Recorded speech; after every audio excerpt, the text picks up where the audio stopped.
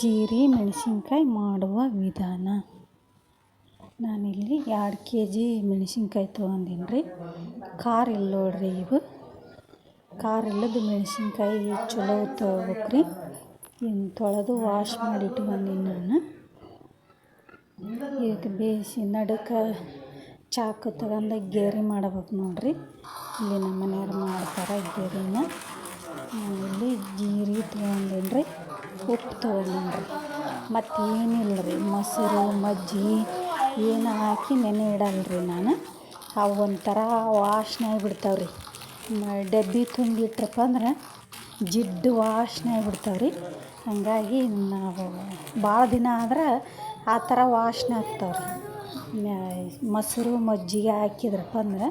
ಹಾಗಾಗಿ ನಾನು ಏನು ಹಾಕಿಲ್ಲ ನೋಡ್ರಿ. ಇದು ಜೀರಿಗೆ ಉಪ್ಪು ಅಷ್ಟೇ ತುಂಬುತ್ತೆ ನೋಡ್ರಿ ನಾನು ಇದಕ್ಕೆ.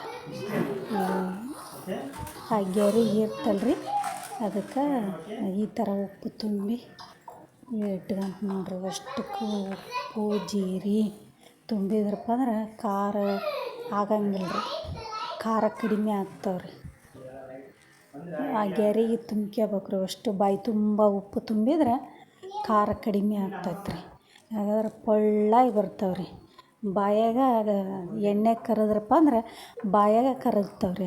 ಆ ಥರ ಪೊಳ್ಳಾಗಿ ಬರ್ತಾವೆ ನೋಡಿರಿ. ಈ ಥರ ಮಾಡಿ ಇಟ್ಕೊಂಡ್ರಪ್ಪ ಅಂದ್ರೆ ಹೋಳ್ಗೆ ಜೋಡಿ ಪಾಯಸ ಹುಗ್ಗಿ ಏನು ಸ್ವೀಟ್ ಮಾಡಿದ್ರಪ್ಪ ಅಂದ್ರೆ ಇದು ಇರಲೇಬೇಕು ನೋಡಿರಿ.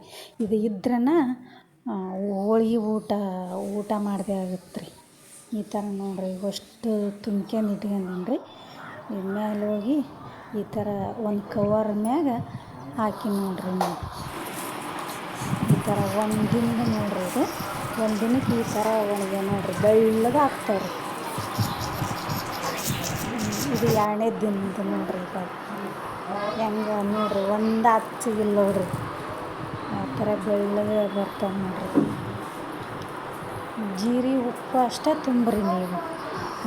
ಏನು ಮಜ್ಜಿಗೆ ಮೊಸರು ಹಾಕಕ್ಕೆ ಹೋಗ್ಬೇಡ್ರಿ. ಇದು ನೋಡಿರಿ 3ನೇ ದಿನದ ನೋಡಿರಿ. ಇನ್ನು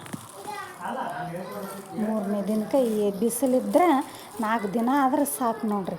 4ನೇ ದಿನಕ್ಕೆ ಒಣಗಿ ಬಿಡ್ತಾವೆ ರೀ. ಚೆಂದ ಇದೆ ನೋಡಿರಿ. 4 ದಿನದ ನೋಡಿರಿ ಇದು.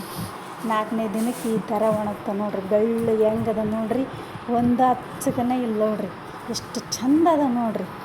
ಇವು ಇದ್ರೇ ಹಬ್ಬದ ಊಟಕ್ಕೆ ಇವು ಬೇಕೇ